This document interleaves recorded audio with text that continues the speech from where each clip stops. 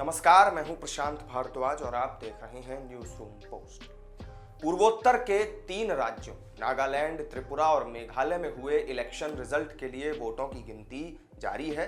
शुरुआती रुझानों में 2 राज्यों में बीजेपी आगे चल रही है, वहीं त्रिपुरा में लेफ्ट और कांग्रेस गठबंधन की हालत पूरी तरह खराब है। नागालैंड में भी बीजेपी एनडीपीपी का गठबंधन सरकार बनाते हुए नजर आ रहा है।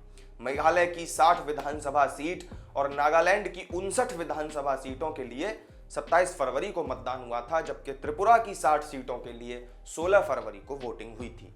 इन तीनों राज्यों में से त्रिपुरा में बीजेपी के माणिक साहा, मेघालय में एनपीपी के कॉनराड संगमा और नागालैंड में बीजेपी के साथ गठबंधन वाली एनपीपी के नेफ्यू रियो मुख्यमंत्री हैं। हालांकि इन तीनों ही राज्यों में मुख्यमंत्री पद को लेकर अंतिम फैसला पूरे नतीजे सामने आने के बाद विधायक दल की बैठक में ही होगा, लेकिन अभी तक किसी नए नाम पर चर्चा न होने के कारण माना यही जा रहा है कि तीनों ही मुख्यमंत्री, जिनकी पार्टियां इस वक्त अपने अपने राज्य में आगे भी चल रही हैं, वही एक बार फिर से मुख्यमंत्री बनाए जाएंगे। तो इस वीडियो में हम तीनों राज्यों में सीएम पद के चेहरों की ही बात करेंगे।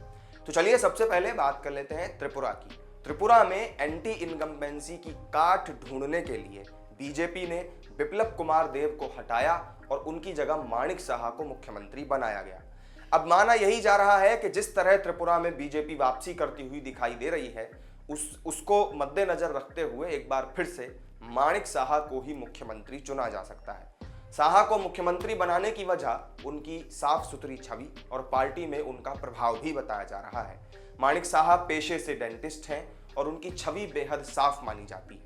माणिक साहा 2016 में कांग्रेस छोड़कर बीजेपी में शामिल हुए थे। माणिक ने संगठन की बागडोर संभालते ही बूथ स्तर तक मजबूती देने का काम शुरू किया और यही वजह है कि त्रिपुरा में बीजेपी की संगठनात्मक क्षमता काफी ज्यादा बढ़ी है। माणिक साहा पहले त्रिपुरा क्रिकेट एसोसिएशन के प्रेसिडेंट भी थे। माणिक किसी भी खेमे के नहीं हैं और पार्टी में उन्हें न्यूट्रल माना जाता है। तो उनके बाद अब बात करते हैं नागालैंड के मुख्यमंत्री नेफ्यू रियो की।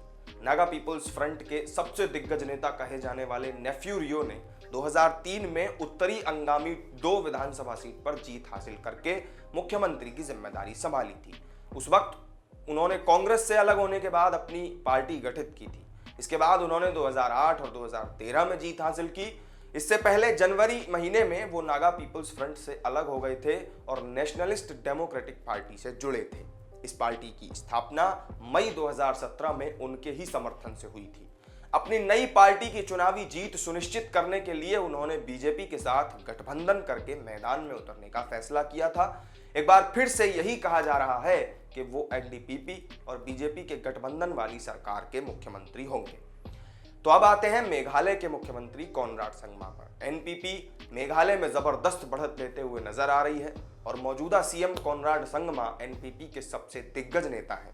2018 में मेघालय में उन्हीं के नेतृत्व में सरकार बनी थी जिसे बीजेपी ने समर्थन दिया था। एनपीपी बीजेपी के अलावा इस गठबंधन में United Democratic Party, People's Democratic Front और Hills State People's Democratic Party भी शामिल थी।